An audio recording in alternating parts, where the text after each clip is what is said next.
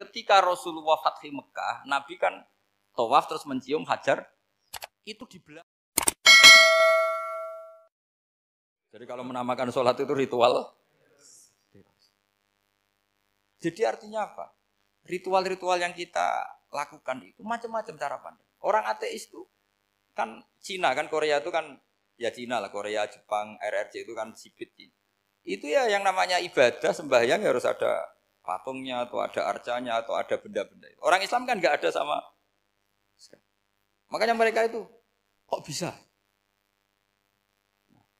Problemnya kita, saya ulang lagi, ini problemnya. Problemnya kalau ada itu ya repot. Begini misalnya, ini masih tentang asbabun nuzul. Ini contoh terakhir, tentang masih asbabun nuzul. Umar radhiyallahu anhu, sahabat Umar itu kalau mencium hajar aswad itu sambil gedumel. Tidak berdoa, tapi gedumel. Masyhur. Itu ada di Bukhari.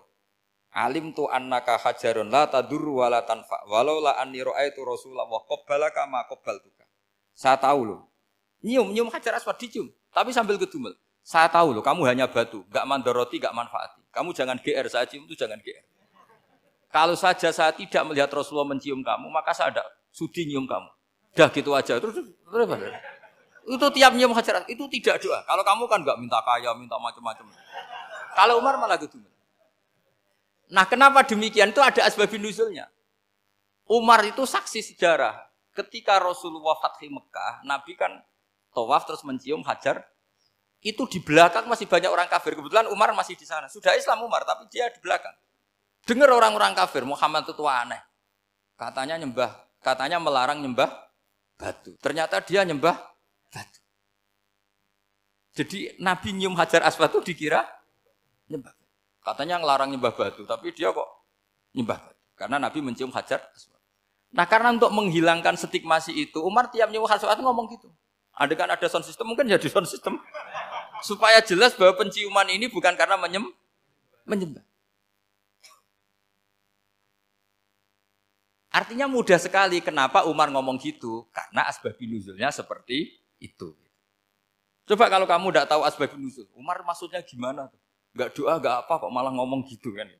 Tapi kalau kamu tahu asbabun nuzul Umar itu yang mendengar komentar orang sama ketika kita tawaf itu kan 3 pertama kan kita lari-lari kecil. Itu ceritanya juga gitu. Rasulullah itu hidup di Medina, terus diterkenalkan miskin. Medina itu kota wabak, kota penyakit, endemik. Dulu Medina, Yasrib itu kota endemik. Sehingga kata orang kafir-kafir Mekah, yaji uliha dalbet kaumun kot wahanat huma Yasrib. Nanti akan datang satu komunitas kaum yang sudah lemas karena kena penyakit TBC dari Yasrib. Nabi dengar itu, makanya terus bilang ke para sahabat, tunjukkan kalau kamu kuat dengan cara lari 3 kali. Terus pakai pakaian yang kelihatan maco, yaitu yang dipakai lelaki-lelaki. Bahunya dikelihatan. Nah, setelah Rasulullah wafat, Umar menggantikan beliau setelah Abu Bakar. Umar bilang gini, sebetulnya tawaf seperti ini, yaitu lari pertama 3 putaran pertama lari dan memperlihatkan pundak seakan-akan orang maco itu sudah enggak perlu. Karena alasan itu sudah tidak ada. Tapi ini tinggalan Rasulullah, maka jangan rubah ya tetap seperti ini. Akhirnya meskipun sudah tidak ada alasan tadi menjawab stigmasi orang kafir, tetap tawaf seperti itu. Jadi memang agama itu unik. Kadang kita harus tahu alasannya, tapi alasan itu kalau menjadi mahatul hukmi, pijakan hukum sah. Misalnya kamu terus bilang gini, ya berarti tawaf sekarang bebas, gak perlu seperti itu. Kan alasan itu sudah tidak ada. Nah di sini pentingnya riwayat. Riwayat itu begini, logikanya sudah enggak ada, tapi kaifiyah itu, cara itu masih kita terus.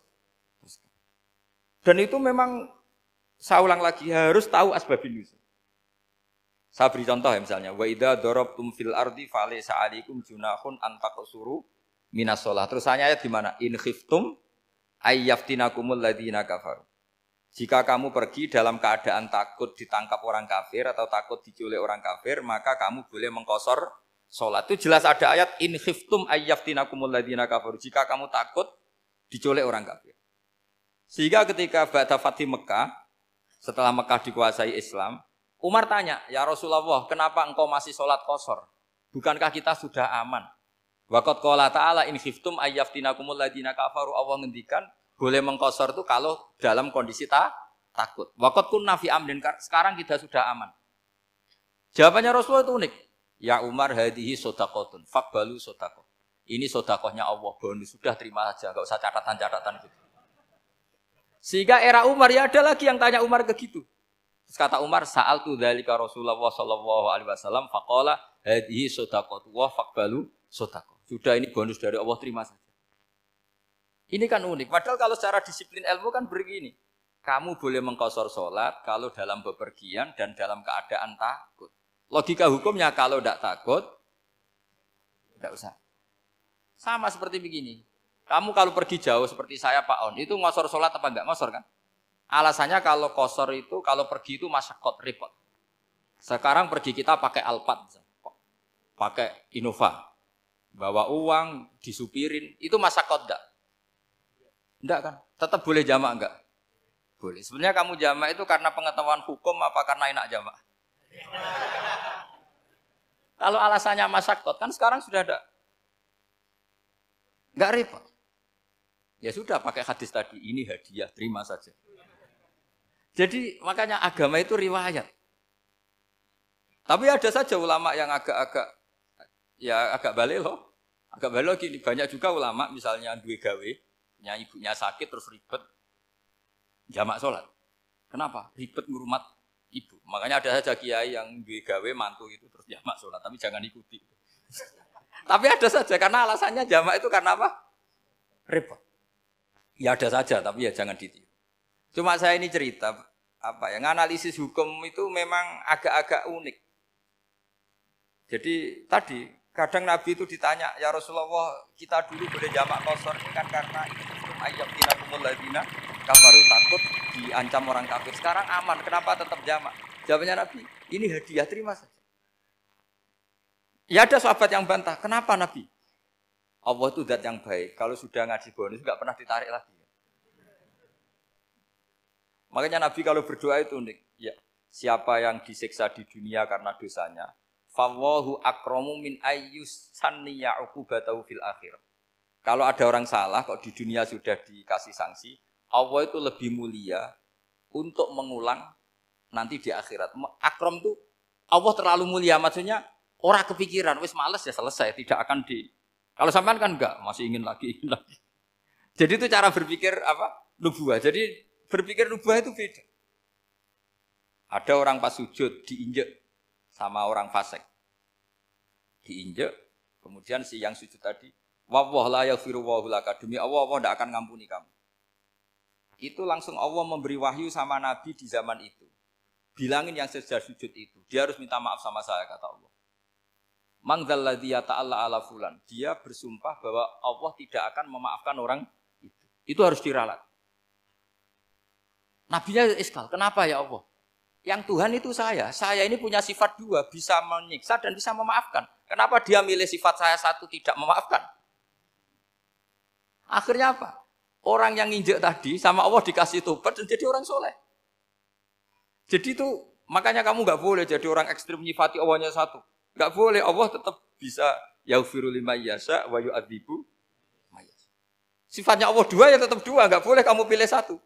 Misalnya kamu kan biasanya gini, yang ghafur untuk kamu, yang sadidul uqab untuk orang lain. Mesti kelakuannya sampean kan begitu. Nggak boleh seperti itu. Rasulullah kayak apa bencinya sama Wahsy? Karena Wahsy itu qatilu Hamzah. Yang membunuh Sayyid Hamzah siapa? Itu bencinya bukan main Rasulullah. Sampai maksud-maksud Wahsy. Tapi sama Allah malah diturunkan ayat laisa laka minal amri syai'un aw yatuba alaihim aw yu'adzib. Muhammad, meskipun kamu kekasih saya itu tidak wilayah kamu, maafkan atau enggak, terserah saya, kata Allah. Ternyata betul, malah Wahsy dikasih tobat.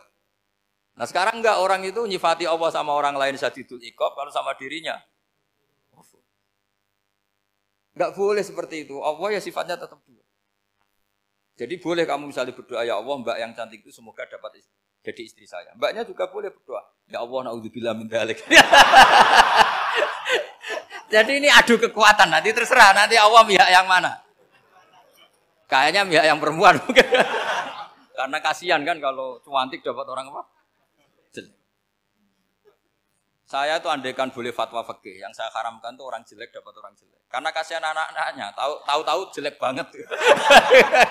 Jadi itu kan kasihan itu. Jadi dalam Islam itu seperti itu. Jadi apapun benci kita sama musuh kita, Allah bisa saja memperlakukan musuh kita secara baik. Karena Allah itu yaghfir. Tetapi kita harus sifati Allah yaghfiru liman yasha wa yu'adzibu. Jangan karena kita benci seseorang seakan-akan Allah sama dia pasti yu'adzib. Pasti menyek. Itu yang dicontohkan Allah kepada Rasulnya. Itu beliau tidak cocok sama Wahsy. Malah Wahsy dikasih petunjuk. Makanya terus ada ayat apa? Laisa laka minal amri syai'un aw yatuba alaihim aw yu'adzib.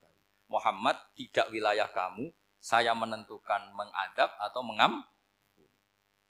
Makanya rata-rata kiai ulama itu halim. Orang halim itu rileks.